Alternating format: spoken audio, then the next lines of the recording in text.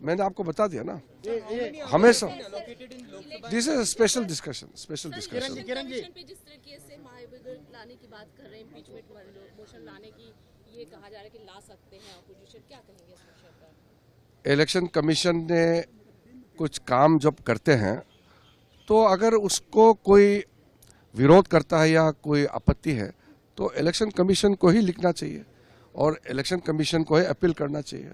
Election commission तो संवैधानिक संस्था है और इलेक्शन कमीशन का बिहाफ में पार्लियामेंट में आकर के कौन जवाब देंगे, तो इसलिए इलेक्शन कमीशन में ही जाइए।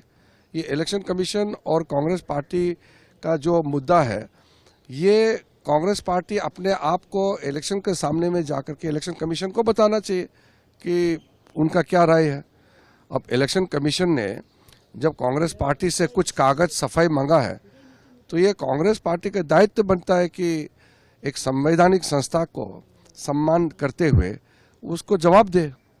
अब इलेक्शन कमीशन को गाली देंगे, सुप्रीम कोर्ट को गाली देंगे, संवैधानिक संस्थाओं को गाली देंगे तो देश तो नहीं चल सकता है। किरण जी वो कहने से नहीं होता ना, कहने से कुछ नहीं होता ना। किरण जी, कल तक राहुल आरोप लगाते थे चुनाव आयोग पर, अब अखिलेश भी आरोप लगा रहे हैं, कह रहे कि चुनाव आयोग झूठ बोल रहा है, 18,000 एफिडेविट भेजा, कोई कार्रवाई नहीं की, बीजेपी की इशारे पर चुनाव आयोग काम कर रही है।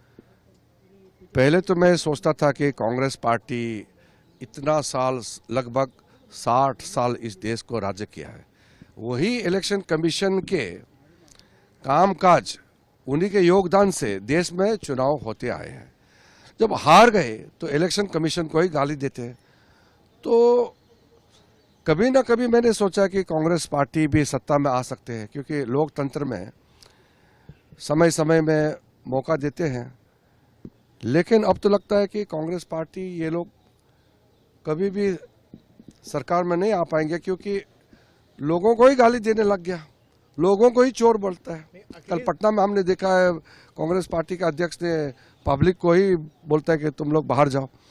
तो अब देश के संस्थाओं को गाली देंगे, संवैधानिक संस्थाएं को गाली देंगे, देश के लोगों को गाली देंगे और देश के खिलाफ काम करेंगे तो देश कभी भी स्वीकार नहीं करेंगे। अखिलेश जी जिस तरह का आरोप लगा रहे हैं, अखिलेश यादव सवाल उठा रहे हैं कि ये जो है कट्टर आरएसएस है, कट्टर बीजेपी नहीं, हैं, नॉन सेक्युलर लोग हैं, इस तरह अब इलेक्शन मैं इतना ही अनुरोध करूंगा कि हमारे देश के संवैधानिक संस्थाओं को गाली नहीं देना चाहिए। कोई भी हो, प्रेसिडेंट के नाम को लेकर सर, कोई भी हो, अरे कोई भी हो, अरे ये संवैधानिक पद के लिए तो चुनाव हो रहा है ना।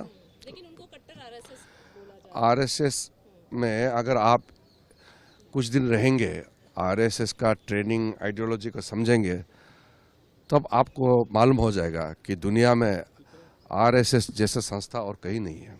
इतना देशभक्ति का पात्र वहाँ से सीखने को मिलता है और इंसान कैसे एक अच्छा सशक्त इंसान बने और इंसान कैसे देश को समर्पित भाव से काम करके देश के लिए सेवा कर सके, ये आरएसएस ही सिखाता है।